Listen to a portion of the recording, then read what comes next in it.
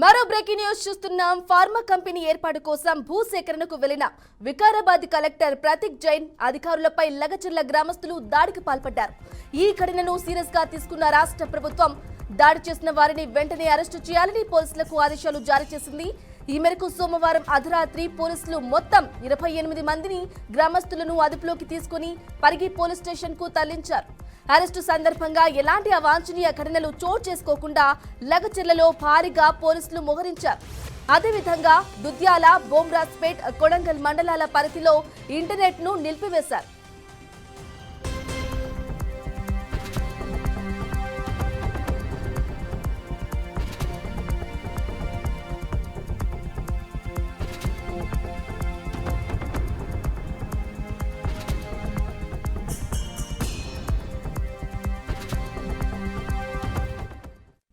అయితే తాజాగా ఈ ఘటనపై బీఆర్ఎస్ వర్కింగ్ ప్రెసిడెంట్ మాజీ మంత్రి కేటీఆర్ ఎక్స్ వేదికగా ఘాటు వ్యాఖ్యలు చేశారు.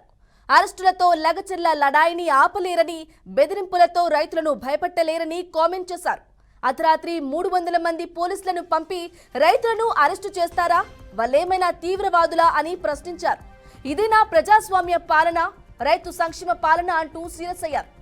వెలుగులను తరిమివేసి చీకట్లు తెచ్చిన ఇందిరమ్మ రాజ్యం ఇదా అని ఎద్దేవా చేశారు. ఫార్మా కంపెనీలు ఏర్పాటు చేసి పచ్చని పొలాలను వల్లకడు చేయవద్దంటున్నారని, రైతులను అరెస్టు చేస్తున్నారని అన్నారు. వారి అరెస్టులను ఖండిస్తున్నాం, పోలీస్ చర్యలను వ్యతిరేకిస్తున్నామని పేర్కొన్నారు.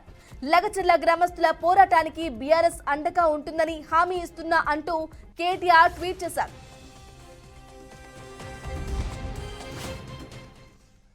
ఇదే విషయానికి సంబంధించి మరింత సమాచారం అందించడానికి మా ప్రతినిధి క్రాంతి అందిస్తారు. క్రాంతి, చెప్పండి, లగచెర్ల ఘటనకు సంబంధించి కేటీఆర్ ఎక్స్ వేదికగా ట్వీట్ చేశారు, ఎలా చూసుకోవచ్చు అంటారు? రైట్ బ్రాహ్మణి, ప్రస్తుతం ఏదైతే నిన్న ఇటు మన కలెక్టర్ కావచ్చు, వికారాబాద్ కలెక్టర్ కావచ్చు, అక్కడ రైతులకు కావచ్చు ఒక రగడ ఏర్పడిందని చెప్పొచ్చు. కొంత ఉద్రిక్త వాతావరణం తర్వాత మాత్రం నిన్న అర్ధరాత్రి దాదాపుగా ప్రభుత్వం 300 పోలీసులతో సహా కొడంగల్కి సంబంధించిన లంగచర్లకు పాల్పడ్డ రైతులని దాదాపుగా 50 మందిని అయితే అరెస్ట్ చేసినట్టుగా తెలుస్తుంది. అర్ధరాత్రి కూడా 12 గంటలకు చేయడంపై మాత్రం కొంత మరోసారి ఉద్రిక్త వాతావరణం ఈ రోజు ఏర్పడుతున్నట్టుగా కూడా మనకు స్పష్టంగా కనిపిస్తుంది. ఎందుకంటే ప్రభుత్వ ఉద్యోగులు కూడా ఇప్పటికే పెన్ డౌన్ చేయడం జరిగింది.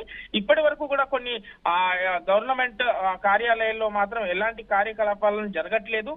ప్రస్తుతం అందరు పెన్ డౌన్ చేసినట్టుగా కూడా తెలుస్తుంది. అయితే దీనిపై ఈ రోజు బీఆర్ఎస్ వర్కింగ్ ప్రెసిడెంట్ కేటీఆర్ మాత్రం స్పందించడం జరిగింది. ఎక్స్ వేదికలో మాత్రం రైతులు ఎందుకంటే పచ్చని పొలాలని మాత్రం తీసేసి ఫార్మా కంపెనీలు వేసేయడానికి కారణాలు ఏంటి అడిగినందుకు రైతులు ఏదైనా టెర్రరిస్ట్ లా అంటూ వీళ్ళని అడుగుతున్నంత మాత్రాన రాత్రి అరెస్ట్ చేస్తారా, వీళ్ళు టెర్రరిస్టులు అయితే కాదు కదా అనుకుంటా కూడా ఎక్స్ వేదికలో మాత్రం అడగడం జరిగింది. అయితే దీనిపై మరోసారి ఇటు ప్రభుత్వం కావచ్చు, బీఆర్ఎస్ కార్యకర్తలకు, ఎందుకంటే ఇప్పటికే రైతులకు మాత్రం మద్దతుగా బీఆర్ఎస్ కార్యకర్తలు కూడా మద్దతుగా ఇస్తున్నారు. ఎందుకంటే అక్కడ ఫార్మా వీళ్ళ ఏదైతే మన రేవంత్ రెడ్డి అల్లుడు కావచ్చు, లేదు అంటే కూతురుకు వీళ్ళ వ్యాపారాల కోసం మాత్రం అక్కడ రగడ చేస్తున్నట్టుగా కూడా తెలుస్తుంది బ్రాహ్మణి. దీనికి కారణంగా ఎందుకంటే ఈ ఫార్మా కంపెనీలు వాళ్ళ కోసమే చేస్తున్నారు, రైతులకు పొట్టగొడుతున్నారు అని కూడా దీనికి బీఆర్ఎస్ నాయకులు కూడా చెప్తున్నారు. అయితే ప్రస్తుతం ఈ రోజు కలెక్టర్ మరి దీనిపై ఎలాంటి